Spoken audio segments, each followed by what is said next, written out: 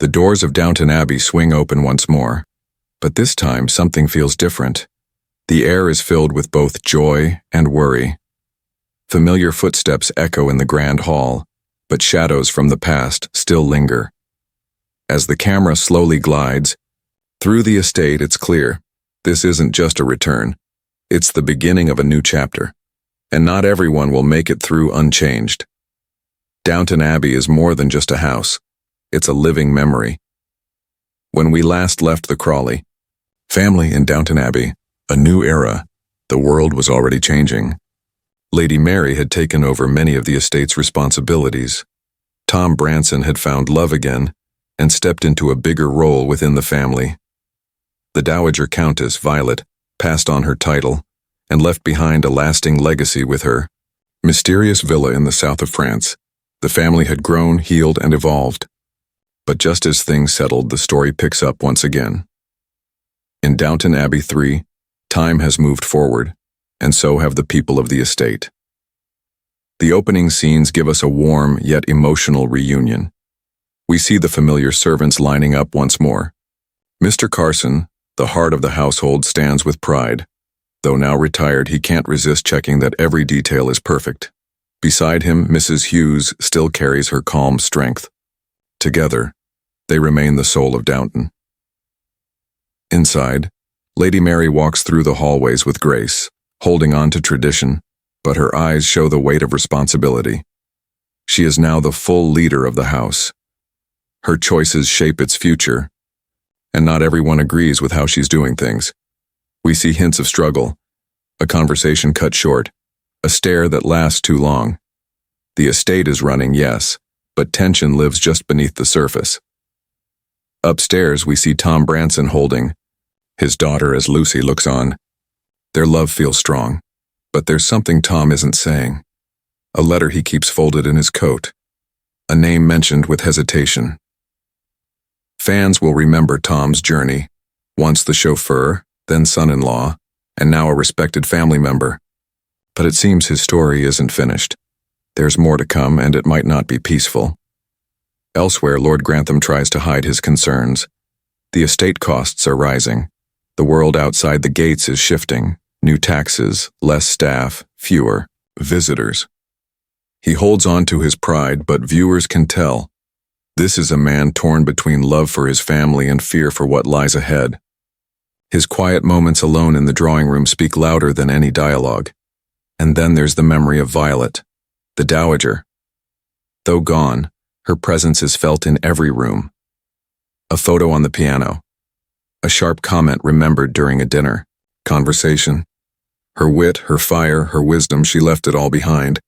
But her final gift, the villa in France, may hold more than just real estate value. Whispers of secrets and connections still surround it. This section of the film feels like a welcome hug for longtime fans. We are brought back to the estate we love, walking its halls again, hearing the voices we missed. But it's also clear, this isn't just a nostalgic look back. The legacy is changing. The next generation is taking the lead. And they will face new challenges that even Violet couldn't have predicted. Downton's legacy is alive, but it's fragile. As we watch Mary, Tom, Edith, and others try to balance honor and survival, we know we're not just watching history.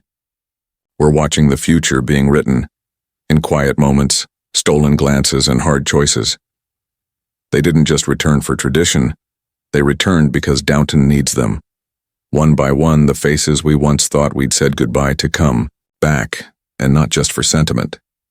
Each one arrives carrying new layers, new battles, and unresolved tensions that could shift everything. The first to step back into the story is Tom Branson, and this time, he's more than just the outsider who married into the Crawleys. His marriage to Lucy has grounded him in love and purpose, but there's something unsettled in his eyes. He's caught between his working-class roots and the aristocratic world he's now raising a family in. Tom is now involved in running the estate, closer than ever to Robert and Mary. But with new duties come new decisions, and not all of them align with the old Downton values. A simple disagreement at the dinner table hints at deeper cracks. Tom wants change, and not everyone is ready.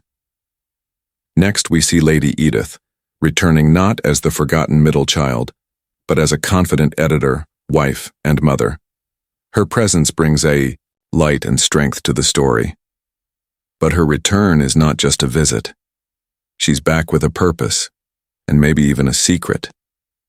There's a quick glance exchanged between her and Mary that says more than words ever could.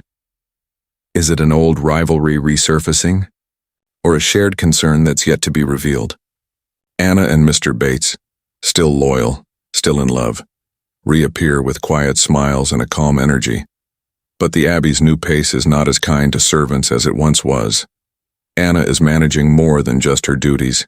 She's guiding the younger staff, watching over Mary's household and hiding a growing fear about her family's future.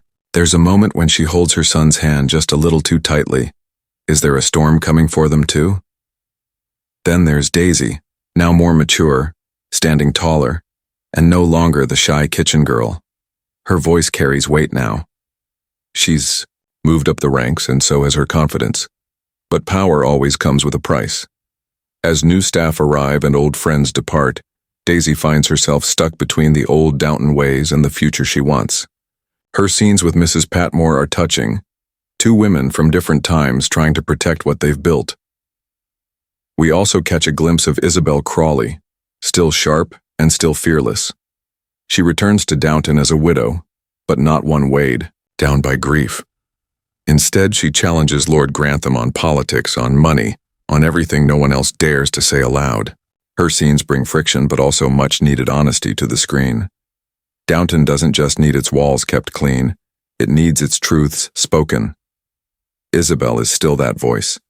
And of course, Lord Grantham, returning not just as a father or husband, but as a man watching his world change too fast. His return is powerful but full of quiet sadness. There's a moment when he walks through the gallery alone, looking at portraits of ancestors, wondering what kind of legacy he'll leave behind. He still carries authority, but there's something deeper in his silence now. Regret, perhaps, or fear of being forgotten. These returning characters are not just for nostalgia. They are the spine of the film. Their stories remind us that the past is never truly gone. It lingers in the choices we make today. Every word they say carries history. Every decision they face ties back to what Downton once stood for, and what it might become. As we see these familiar faces walk the halls, again there's comfort, but there's also tension. They've come back to save what they love, but they may be forced to let go of it too. The warmth of reunion is there, but so is the quiet warning. Downton is changing, and no one, not even the ones who built it, can stop that tide. Downton has always been a house of tradition, but tradition is now being tested by the arrival of strangers. New footsteps echo in the halls, and not all of them bring comfort. Some carry charm, others, secrets, and a few bring trouble wrapped in polite smiles. One of the first new arrivals is Lord Rhys Montclair, a young aristocrat. With a dazzling smile and an accent polished by foreign education, he's connected to the French villa left behind by the late Dowager Countess, but his ties to the Crawley family run deeper than expected. When he walks into the drawing room for the first time, even Lady Mary seems briefly caught off guard. Is he friend or opportunist? That becomes less clear as the story unfolds. His charisma is matched only by his mystery, and Downton has learned that mystery often comes at a cost. Then there's Miss Harrison, a modern woman who doesn't care for titles or old customs. She arrives as a secretary to one of the estate's new legal advisors, but she quickly becomes much more. Her confidence, her intelligence, and her sharp opinions stir the calm waters of the Abbey. She challenges Mary in a way few others ever dared. Some see her as refreshing, others see her as a threat. She doesn't blend into Downton, she dares to stand apart. But not every new face walks in through the front doors. Thomas Barrow, the head butler, hires two new footmen, Peter and Samuel, young, eager but far from simple. Peter in particular carries a quiet sadness. He speaks little, works hard, but his eyes seem to study everything. When Anna notices him near the old servant stairs late at night, viewers will feel it. He's hiding something. Maybe it's pain, Maybe it's something more dangerous. Then there's Madame Colbert, a guest from France tied to Violet's estate, abroad.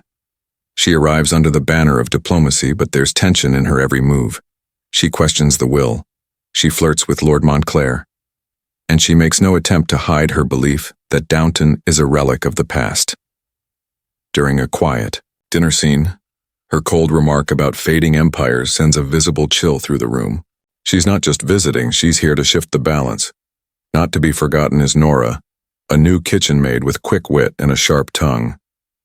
Mrs. Patmore isn't quite sure what to make of her. Nora speaks her mind too freely, even around guests, and yet there's something about her that draws sympathy.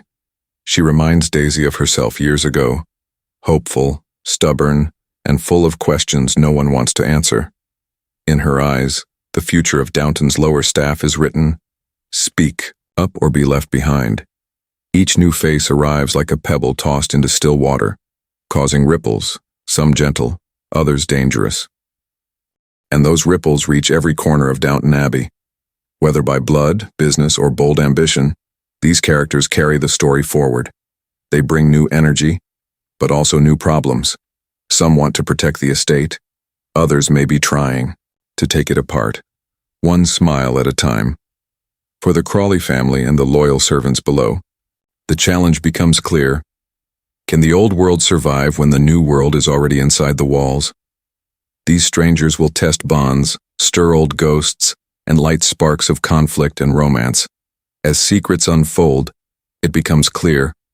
Downton Abbey is not only facing the future, it is being reshaped by it, and not everyone will make peace with what's coming next.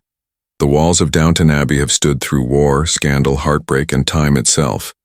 But in this chapter, it's not just about preserving the estate. It's about survival. This is where traditions are tested, loyalties are strained, and choices have consequences that can't be undone. The world outside is changing fast, and it's finally caught up with Downton's gates. In the opening scenes, we see Lady Mary standing alone in the estate's office, staring at financial ledgers filled with red ink. The Crawleys are wealthier than most, yes, but even that isn't enough anymore. New government policies, rising costs, and the changing face of society are chipping away at the aristocracy. And for the first time, Mary is unsure if the old ways can be saved. Technology has become another quiet storm. Motor cars are no longer novelties. They're a necessity.